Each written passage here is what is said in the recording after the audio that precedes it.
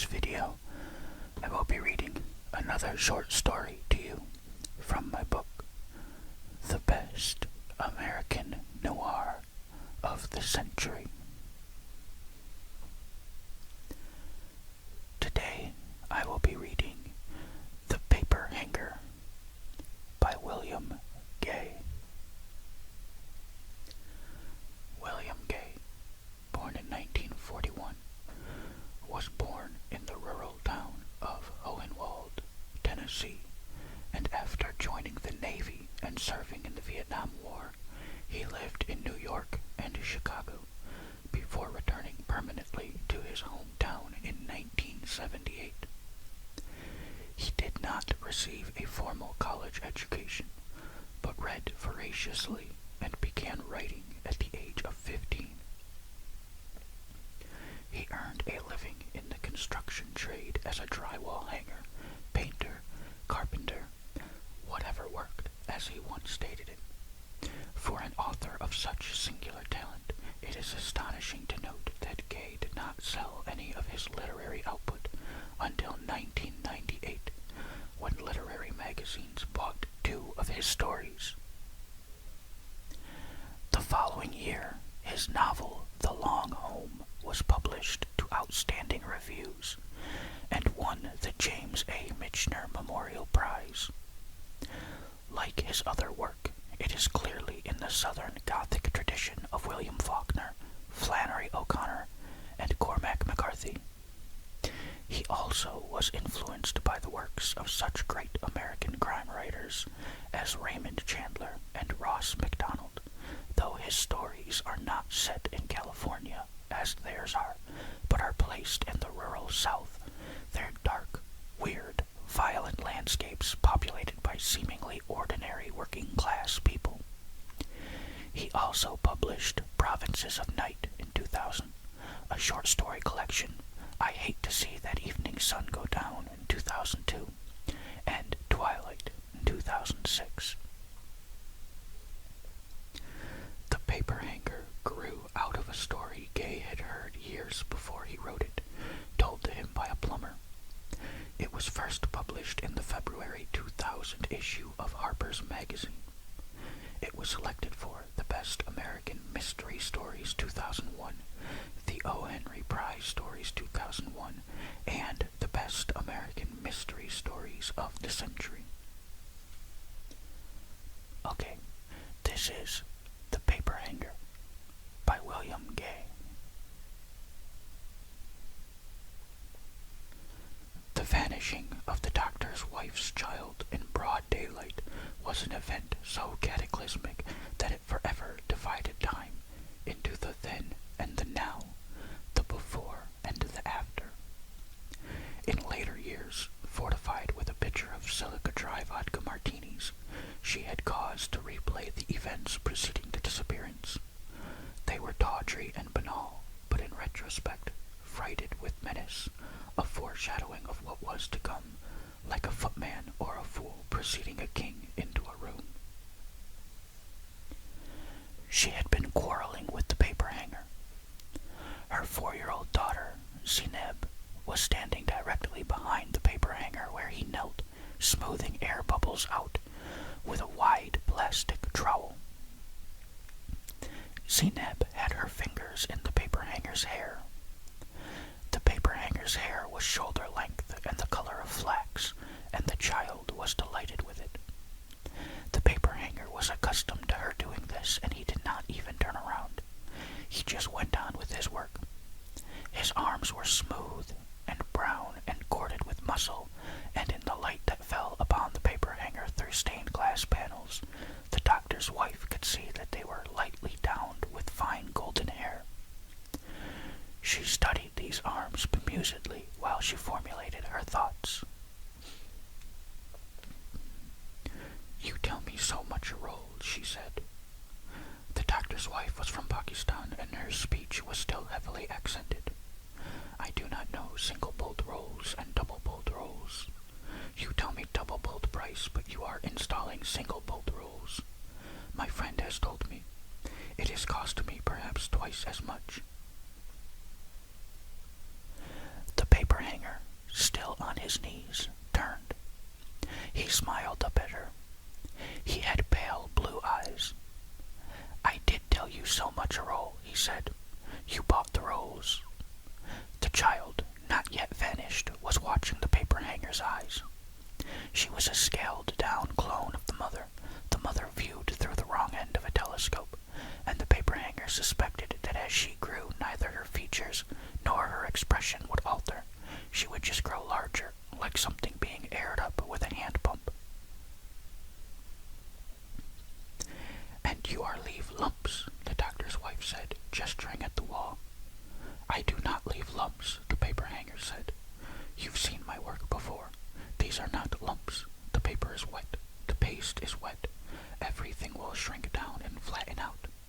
He smiled again. He had clean, even teeth. "And besides," he said, "I gave you my special cock teaser rate. I don't know what you're complaining about." Her mouth worked convulsively. She looked for a moment as if he'd slapped her. When words did come, they came in a fine spray of spit. "You are trash," she said. "You are scum." Hands on knees, he was pushing erect, the girl's dark fingers trailing out of his hair. "Don't call me trash," he said, as if it were perfectly all right to call him scum, but he was already talking to her back. She had whirled on her heels and went twisting her hips through an arched doorway into the cathedral living room. The paper hanger looked down at the child. Her face glowed with a strange, constrained glee, as if she and the paper hanger shared some secret the rest of the world hadn't caught on to yet. In the living room, the builder was supervising the installation of a chandelier that depended from the vaulted ceiling by a long, golden chain. The builder was a short, bearded man dancing about, showing her the features of the chandelier, smiling obsequiously. She gave him a flat, angry look. She waved a dismissive hand toward the ceiling. "Whatever," she said. She went out the front door onto the porch and down a makeshift walkway of 2x10s into the front yard where her car was parked. The car was a silver-gray Mercedes her husband had given her for their anniversary. When she cranked the engine, its idle was scarcely perceptible. She powered down the window. "Zineb," she called. Across the raised earth of the unlandscaped yard, a man in a grease-stained t-shirt was booming down the chains, securing a backhoe to a lowboy hooked to a gravel truck. The sun was low in the west and blood-red behind this tableau, and man and tractor looked flat and dimensionless, as something decorative stamped from tin. She blew the horn. The man turned, raised an arm as if she'd signaled him. "Zineb," she called again. She got out of the car and started impatiently up the walkway. Behind her, the gravel truck started, and truck and backhoe pulled out of the drive and down toward the road. The paper hanger was stowing away his T-square and trowels in his wooden toolbox. "Where is Zineb?" the doctor's wife asked. "She followed you out," the paper hanger told her. He glanced about as if the girl might be hiding somewhere. There was nowhere to hide. "Where is my child?" she asked the builder. The electrician climbed down from the ladder. The paper hanger came out of the bathroom with his tools. The builder was looking all around. His elfin features were touched with chagrin, as if this missing child were just something else he was going to be held accountable for. "Likely she's hiding in a closet," the paper hanger said, "playing a trick on you." "Zineb does not play tricks," the doctor's wife said. Her eyes kept darting about the huge room, the shadows that lurked in corners. There was already an undercurrent of panic in her voice, and all her poise and self-confidence seemed to have vanished with the child. The paper hanger set down his toolbox was a huge house, and there were a lot of closets. There was no child in any of them. The electrician was searching upstairs. The builder had gone through the French doors that opened onto the unfinished veranda and was peering into the backyard. The backyard was a maze of convoluted ditch excavated for the septic tank field line, and beyond that there was just woods. "She's playing in that ditch," the builder said, going down the flagstone steps. She wasn't, though. She wasn't anywhere. They searched the house and grounds. They moved with jerky haste. They kept glancing toward the woods where the day was waning first. The builder kept shaking his head. "She's got to be somewhere," he said. "Call someone," the doctor's wife said. "Call the police." "It's a little early for the police," the builder said. "She's got to be here." "You call them anyway. I have a phone in my car. I will call my husband." While she called, the paper hanger and the electrician continued to search. They had looked everywhere and were forced to search places they'd already looked. "If this ain't the goddamnedest thing I ever saw," the electrician said. The doctor's wife got out of the Mercedes and slammed the door. Suddenly she stopped and clasped a hand to her forehead. She screamed. "The man with the tractor," she cried. "Somehow my child is gone with the tractor man." "Oh, Jesus," the builder said. "What have we got ourselves into here?" The high sheriff that year was a ruminative man named Bellwether. He stood beside the county cruiser talking to the paper hanger while deputies ranged the grounds. Other men were inside looking in places that had already been searched numberless times. Bellwether had been in the woods, and he was picking cockleburrs off his khakis and out of his socks. He was watching the woods, where dark was gathering and seeping across the field like a stain.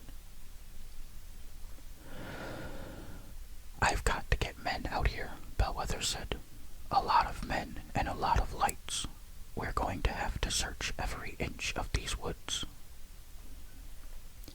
"You'll play hell doing it," the paper hanger said.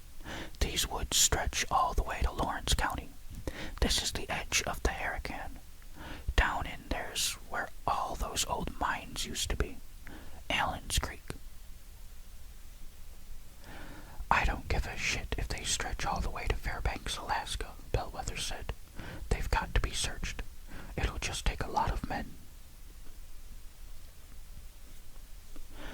The raw earth yard was full of cars. Dr. Jamal had come in a sleek black Lexus. He berated his wife. "Why weren't you watching her?" he asked.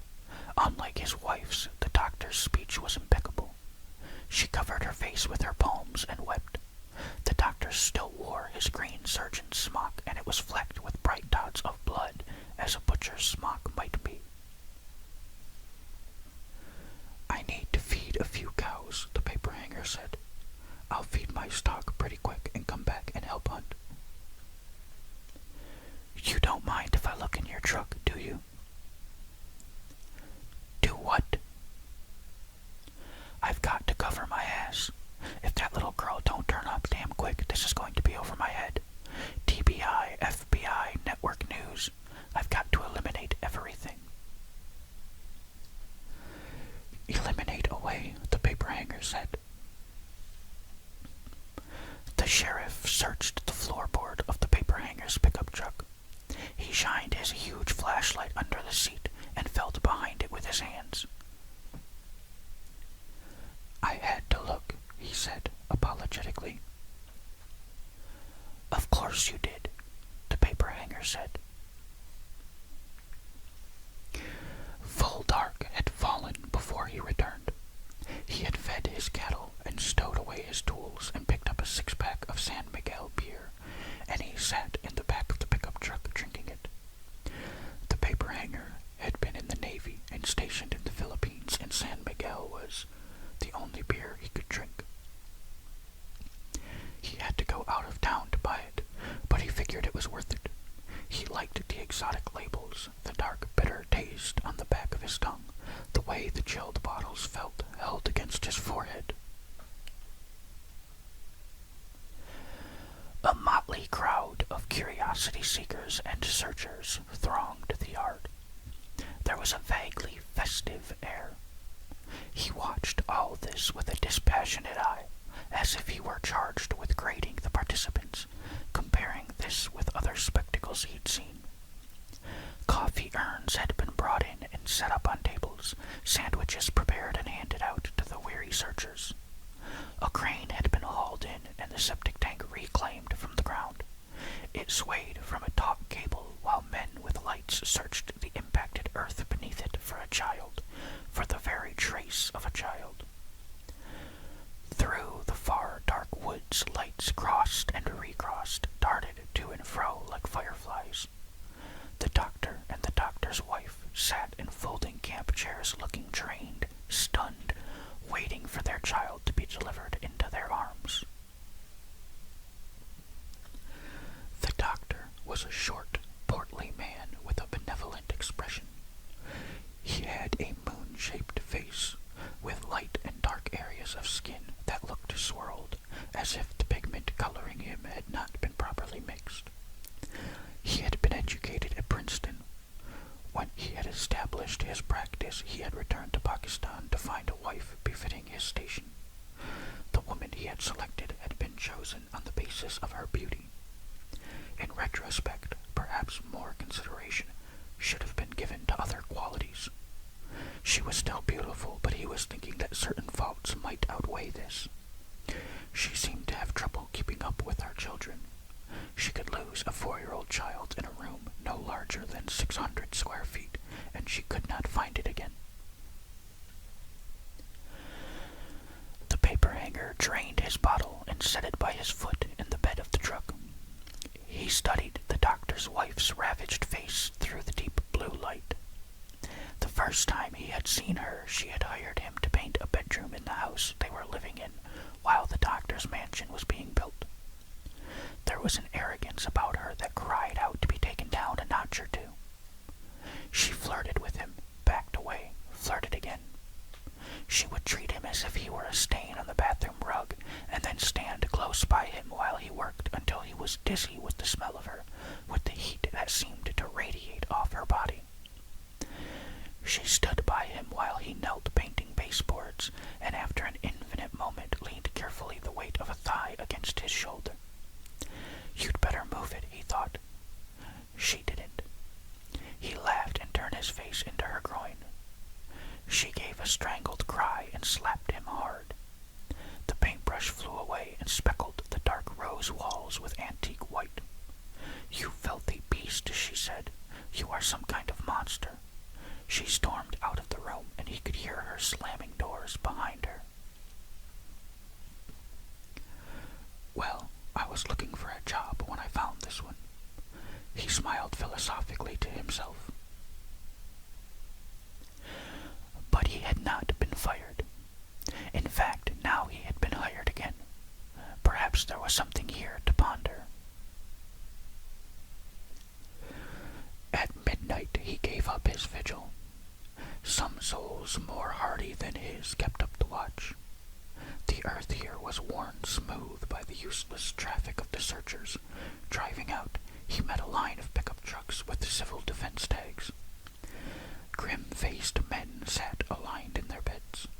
Some clutched rifles loosely by their barrels, as if they would lay waste whatever monster, man or beast, would snatch up a child in its slaverous jaws and vanish, prey and predator, in the space between two heartbeats. Even more dubious reminders of civilization as these fell away. He drove into the Hurricane where he lived. A world so dark and forlorn, light itself seemed at a premium. Whippoorwills swept red-eyed up from the roadside. Old abandoned foundries and forsaken prisons. Down a ridge here was an abandoned graveyard, if you knew where to look. The paper hanger did. He had dug up a few of the graves, examined with curiosity what remained: buttons, belt buckles, a cameo brooch. The bones he laid out like a child with a tinker toy, arranging them the way they went in jury-rigged resurrection. He braked hard on a curve, the truck slewing in the gravel. A bobcat had crossed the road, graceful as a wraith, fierce and lantern-eyed in the headlights, gone so swiftly it might have been a stage prop swung across the road on wires. Bellwether and a deputy drove to the backhoe operator's house. He lived up a gravel road that wound through a great stand of cedars. He lived in a board and batten house with a tin roof rusted to a warm umber. They parked before it and got out, adjusting their gun belts. Bellwether had a search warrant with the ink scarcely dry. The operator was outraged. "Look at it this way," Bellwether explained patiently. "I've got to cover my ass. Everything has got to be considered. You know how kids are, never thinking. What if she run under the wheels of your truck when you was backing out? What if quick like you put the body in your truck to get rid of it somewhere? What if quick like you get the hell off my property?" the operator said. "Everything has to be considered," the sheriff said again. "Nobody's accusing anybody of anything just yet." The operator's wife stood glowering at them. To have something to do with his hands, the operator began to construct a cigarette. He had huge red hands, thickly sewn with brown freckles. They trembled. "I ain't got a thing in this round world to hide," he said.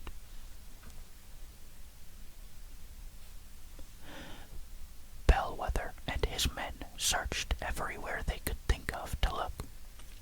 Finally, they stood uncertainly in the operator's yard, out of place in their neat khakis, their polished leather. "Now get the hell off my land," the operator said. "If all you think of me is that I could run over a little kid and then throw it off in the bushes like a dead cat or something, then I don't even want to see your goddamn face. I want you gone, and I want you, by God, gone now." Everything had to be considered, the sheriff said. "Then maybe you need to consider that paper hanger." "What about him?" "That paper hanger is one sick puppy." "He was still there when I got there," the sheriff said. 3 witnesses swore nobody ever left, not even for a minute, and one of them was the child's mother. I searched his truck myself." "Then he's a sick puppy with a damn good alibi," the operator said.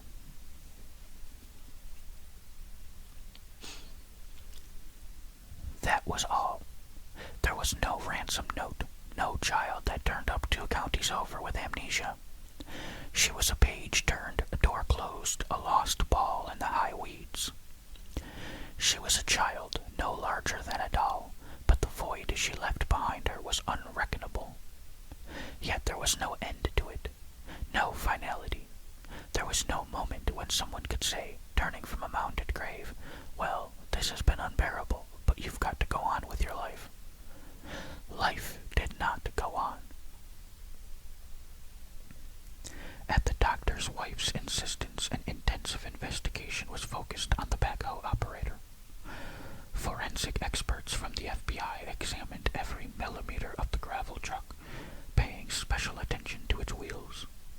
They were examined with every modern crime-fighting device the government possessed, and there was not a microscopic particle of tissue or blood, no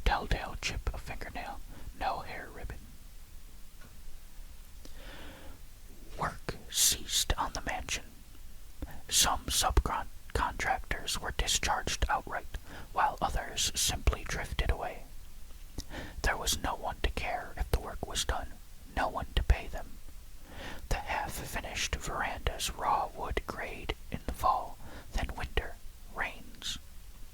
The ditches were left fallow and uncovered and half filled with water. Kudzu crept from the woods. The hollyhocks and oleanders the doctor's wife had planted grew entangled and rampant. The imported windows were stoned by double-dared boys who whirled and fled. Already this house where a child had vanished was acquiring an unhealthy, diseased reputation. The doctor and his wife sat entombed in separate prisons, replaying real and imagined grievances. The doctor felt that his wife's neglect had sent his child into the abstract. The doctor's wife drank vodka martinis and watched talk shows where passed an endless procession of vengeful people who had not had children vanish, and felt, perhaps rightly, that the fates had dealt her from the bottom of the deck, and she prayed with intensity for a miracle. Then one day she was just gone. The Mercedes and part of her clothing and personal possessions were gone too. He idly wondered where she was, but he did not search for her. Sitting in his armchair, cradling a great marmalade cat and a bottle of J&B, and observing with bemused detachment the gradations of light at the window, the doctor remembered studying literature at Princeton. He had particular cause to reconsider the poetry of William Butler Yeats. For how surely things fell apart, how surely the center did not hold. His practice fell into a ruin. His colleagues made sympathetic allowances for him at first, but there are limits to these things. He made erroneous diagnoses, prescribed the wrong medicines not once or twice, but as a matter of course. Just as there is a deepening progression to misfortune, so too there is a point beyond which things can only get worse. They did. A middle-aged woman he was operating on died. He had made an incision to remove a ruptured appendix, and the incised flesh was clamped aside while he made ready to slice it out. It was not there. He stared in drunken disbelief. He began to search under things, organs, intestines, a rising tide of blood. The appendix was not there. It had gone into the abstract, atrophied, been removed 25 years before. He had sliced through the self-same scar. He was rummaging through her abdominal cavity like an irritated man fumbling through a drawer for a clean pair of socks. Finally bellowing in rage and wringing his hands in bloody vexation, while nurses began to cry out. Another surgeon was brought on the run as a closer, and he was carried from the operating room. Came then days of sitting in the armchair, while he was besieged by contingency lawyers, action news teams, a long line of process servers. There was nothing he could do. It was out of his hands and into the bottle of J&B with the marmalade cat snuggled against his portly midriff. He would study the window where the light drained away in a process he no longer had an understanding of, and sip the scotch, and every now and then stroke the cat's head gently. The cat purred against his breast as reassuringly as the hum of an air conditioner. He left in the middle of the night. He began to load his possessions into the Lexus. At first he chose items with a great degree of consideration. The first thing he loaded was a set of custom-made monogrammed golf clubs, then his stereo receiver, Denon AC3, $1,750. A copy of This Side of Paradise, autographed by Fitzgerald, that he had bought as an investment. By the time the Lexus was half full, he was just grabbing things at random and stuffing them into the back seat. A half-eaten pizza, half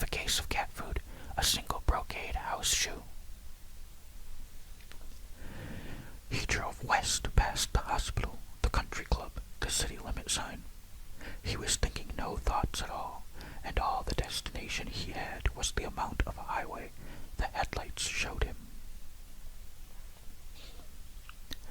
In the slow rains of late fall, the doctor's wife returned to the unfinished mansion. She used to sit in a camp chair on the ruined veranda and drink chilled martinis she poured from the pitcher she carried in a foam ice chest. Dark fell early these November days. Rain crows husbanding some far cornfield called through the smoky autumn air. The sound was fiercely evocative, reminding her of something, but she could not have said what. She went into the room where she had lost the child. The light was failing. The high corners of the room were in deepening shadow, but she could see the nests of dirt daubers clustered on the rich flocked wallpaper, a spider swing from a chandelier on a strand of spun glass. Some animal's dried, blackened stool curled like a slug against the baseboards. The silence in the room was enormous. One day she arrived and was surprised to find the paper hanger there. He was sitting on a yellow four-wheeler drinking a bottle of beer. He made to go when he saw her, but she waved him back. "Stay and talk with me," she said. The paper hanger was much changed.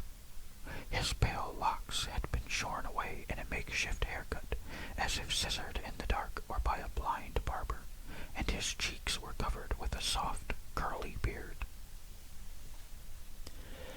"You have grown a beard." "Yes." "You are strange with it." The paper hanger sipped from his San Miguel. He smiled. "I was strange without it," he said. He arose from the four-wheeler and came over and sat on the flagstone steps. He stared across the mutilated yard toward the tree line. The yard was like a funhouse maze seen from above, its twistings and turnings bereft of mystery. "You are working somewhere now?" "No, I don't take so many jobs anymore. There's only me, and I don't need much. What has become of the doctor?" She shrugged. "Many things have changed," she said. "He has gone. The banks have foreclosed. What is that you ride?" "An ATV, a four-wheeler. It goes well in the woods." "It was made for that." "You could take me in the woods. How much would you charge me?" "For what?" "To go in the woods. You could drive me. I will pay you." "Why?" "To search for my child's body." "I wouldn't charge anybody anything to search for a child's body," the paper hanger said. "But she's not in these woods. Nothing could have stayed hidden the way these woods were searched."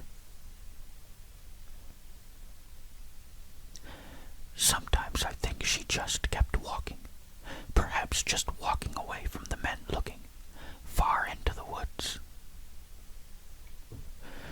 Into the woods, the paper hanger thought. If she had just kept walking in a straight line with no time out for eating or sleeping, where would she be? Kentucky, Algiers, who knew? "I'll take you when the rain stops," he said, "but we won't find a child." The doctor's wife shook her head. "It is a mystery," she said. She drank from her cocktail glass. Where could she have gone? How could she have gone? "There was a man named David Lang," the paper hanger said, "up in Gallatin back in the late 1800s. He was crossing a barn lot in full view children, and he just vanished, went into thin air. There was a judge in a wagon turning into the yard, and he saw it too. It was just like he took a step in this world and his foot came down in another one. He was never seen again. She gave him a sad smile, bitter and one-cornered. You make fun with me. No, it's true. I have it in a book. I'll show you. I have a book with dragons, fairies, a book where hobbits live in the Middle Earth. They are lies. I think most books are lies. Perhaps all books. I have prayed for a miracle, but I am not worthy of one. I have prayed for her to come from the dead, then just to find her body.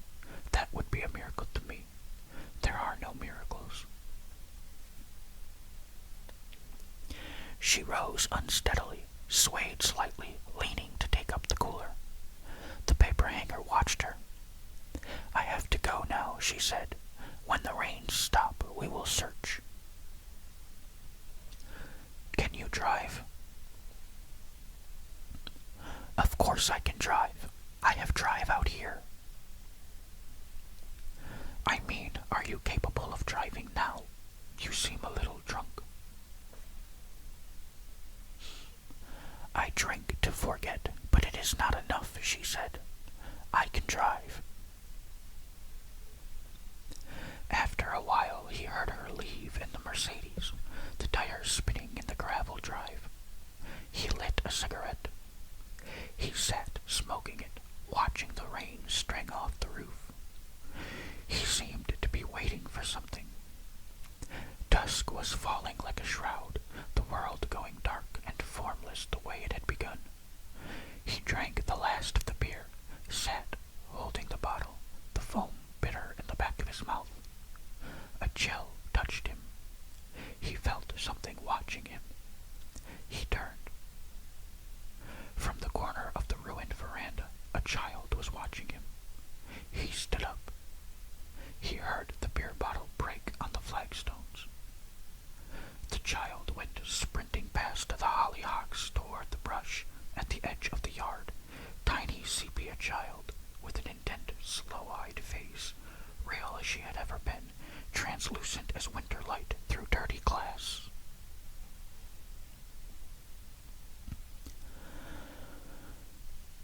The doctor's wife's hands were laced loosely about his waist as they came down through a thin stand of sassafras, edging over the ridge where the ghost of a road was, a road more sensed than seen that faced into a half-acre of tilting stones and fading granite tablets.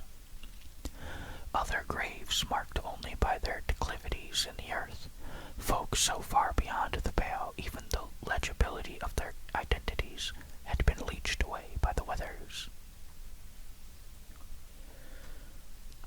Leaves drifted, huge poplar leaves veined with amber so golden they might have been coin of the realm for a finer world than this one. He cut the ignition of the four-wheeler and got off. Past the lowering trees, the sky was a blue of an improbable intensity.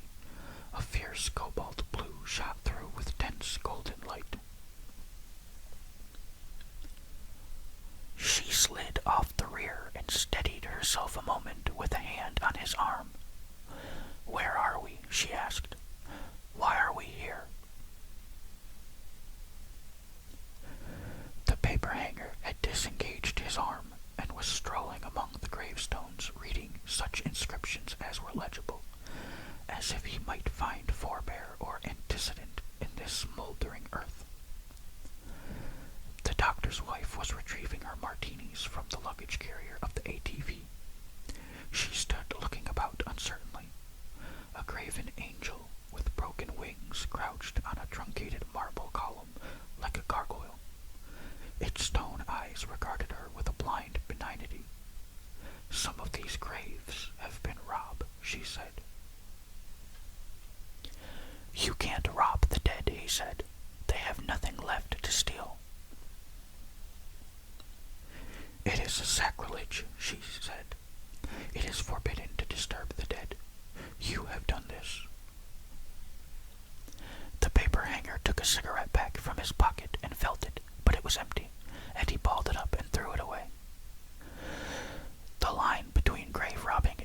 Sociology has always looked a little blurry to me, he said. I was studying their culture, trying to get a fix on what their lives were like. She was watching him with a kind of benumbed horror, standing hips-long and lost like a parody of her former self. Strange and anomalous in her fashionable but mismatched clothing, as if she'd put on the first garment that fell to hand. Someday, he thought, she might rise and wander out into the daylit world, wearing nothing at all, the way she had come into it, with her diamond watch and the cocktail glass she carried like a used-up talisman. You have break the law, she told him. I got a government grant, the paper hanger said contemptuously.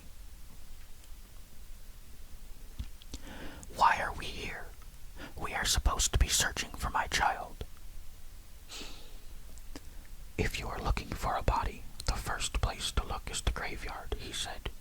If you want a book, don't you go to the library? I am paying you, she said. You are in my employ. I do not want to be here. I want you to do as I say, or carry me to my car if you will not. Actually, the paper hanger said, I had a story to tell you. About my wife. He paused, as if leaving a space for her comment, but when she made none, he went on. I had a wife, my childhood sweetheart. She became a nurse, went to work in one of these drug rehab places. After she was there a while, she got a faraway look in her eyes, look at me without seeing me. She got in tight with her supervisor. They started having meetings to go to, conferences. Sometimes just the two of them would confer, generally in a motel. The night I watched them walk into the Holiday Inn in Franklin, I decided to kill her. No impetuous spur-of-the-moment thing. I thought it all out, and it would be the perfect crime. The doctor's wife didn't say anything. She just watched him. A grave is the best place to dispose of a body, the paper hanger said. The grave is its normal destination anyway.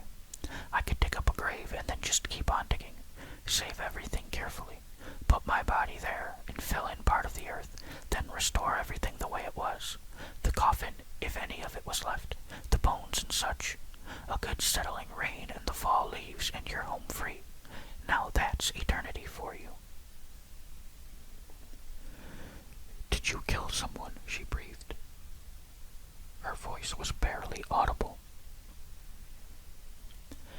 Did I or did I not? He said. You decide. You have the powers of a god. You can make me a murderer or just a heartbroken guy whose wife quit him. What do you think? Anyway, I don't have a wife. I expect she just walked off into the abstract like that Lang guy I told you about. I want to go, she said. I want to go where my car is. He was sitting on a gravestone, watching her out of his pale eyes. He might not have heard. I will walk. Just whatever suits you, the paper hanger said. Abruptly, he was standing in front of her.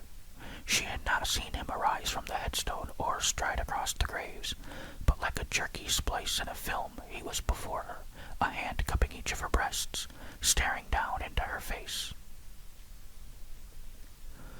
Under the merciless weight of the sun, her face was stunned and vacuous. He studied it intently, missing no detail. Fine wrinkles crept from the corners of her eyes and mouth like hairline cracks in porcelain. Crime was impacted in her pores, in the crepe flesh of her throat. How surely everything had fallen from her. Beauty, wealth, social position, arrogance. Humanity itself, for by now she seemed scarcely human, beleaguered so by the fates that she suffered his hands on her breasts as just one more cross to bear, one more indignity to endure.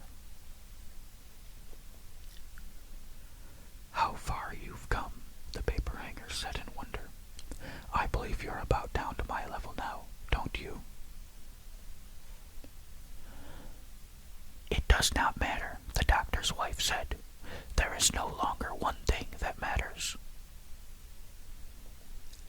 Slowly and with enormous lassitude, her body slumped toward him, and in his exultance it seemed not a motion in itself, but simply the completion of one begun long ago with the fateful weight of a thigh, a motion that began in one world and completed itself in another one.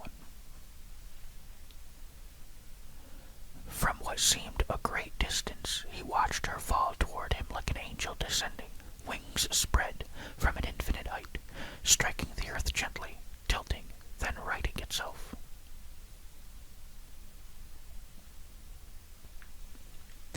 The weight of moonlight, tracking across the paper hanger's face, awoke him from where he took his rest. Filigrees of light through the gauzy curtains swept across him in stately silence, like the translucent ghosts of insects. He stirred, lay still, then for a moment getting his bearings, a fix on where he was. He was in his bed, lying on his back. He could see a huge orange moon poised beyond the bedroom window, ink-sketched tree branches that raked its face like claws. He could see his feet bookending the San Miguel bottle that his hands clasped erect on his abdomen. The amber bottle hard-edged and defined against the pale window, dark atavistic monolith reared against a harvest moon. He could smell her, a musk compounded of stale sweat and alcohol, the rank smell of her sex. Disillusion, ruin, loss. He turned to study her where she lay asleep, her open mouth a dark cavity in her face. She was naked, legs outflung, pale breasts pooled like cooling wax. She stirred restively, groaned in her sleep. He could hear the rasp of her breathing. Her breath was fetid on his face, corrupt, a graveyard smell. He watched her in disgust, in a dull self-loathing. He drank from the bottle, lowered it. Sometimes, he told her sleeping face, you do things you can't undo. You break things you just can't fix. Before you mean to, before you know you've done it. And you were right. There are things only a miracle can set to rights. He sat, clasping the bottle. He touched his miscut hair, the soft down of his beard. He had forgotten what he looked like. He hadn't seen his reflection in a mirror for so long. Unbidden, Zainab's face swam into his memory. He remembered the look on the child's face when the doctor's wife had spun on her heel. Spite had crossed it like a flicker of heat lightning. She stuck her tongue out at him. His hand snaked out like a serpent enclosed on her throat and snapped her neck before he could call it back. Slow eyes wild and wide, pink tongue caught between tiny seed pearl teeth like a bitten-off rosebud. Her hair swung sidewise, her head lolled onto his clasped hand. The tray of the toolbox was out before he knew it. He was stuffing her into the toolbox like a rag doll. So small, hardly there at all. He arose, silhouetted naked against the moon-drenched window. He drained the bottle. He looked about for a place to set it, leaned and wedged it between the heavy flesh of her upper thighs. He stood in silence, watching her. He seemed philosophical, possessed of some hard-won wisdom. The paper hanger knew so well that while few are deserving of a miracle, fewer still can make one come to pass. He went out of the room. Doors opened, doors closed. Footsteps softly climbing a staircase, descending. She dreamed on. When he came back into the room, he was cradling a plastic-wrapped bundle stiffly in his arms. He placed it gently beside the drunk woman. He folded the plastic sheeting back like a caul. What had been a child? What the graveyard earth had spared the freezing laser had preserved. Ice crystals snared in the hair like windy snowflakes swirled there in the lashes. A doll from a madhouse assembly line. He took her arm, laid it across the child. She pulled away from the cold. He firmly brought the arm back, arranging them like mannequins, Madonna and child. He studied this tableau, then went out of his house for the last time. The door closed gently behind him on its keeper spring.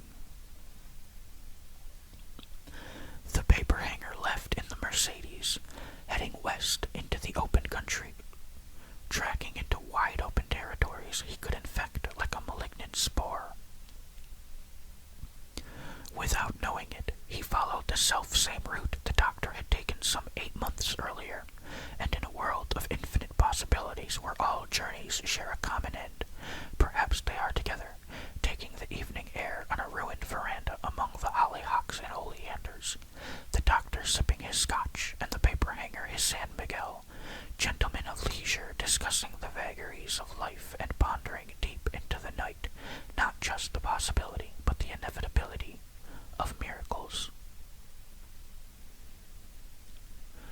Alright, that is the end of The Paper Hanger by William Gay. Thank you for watching or listening.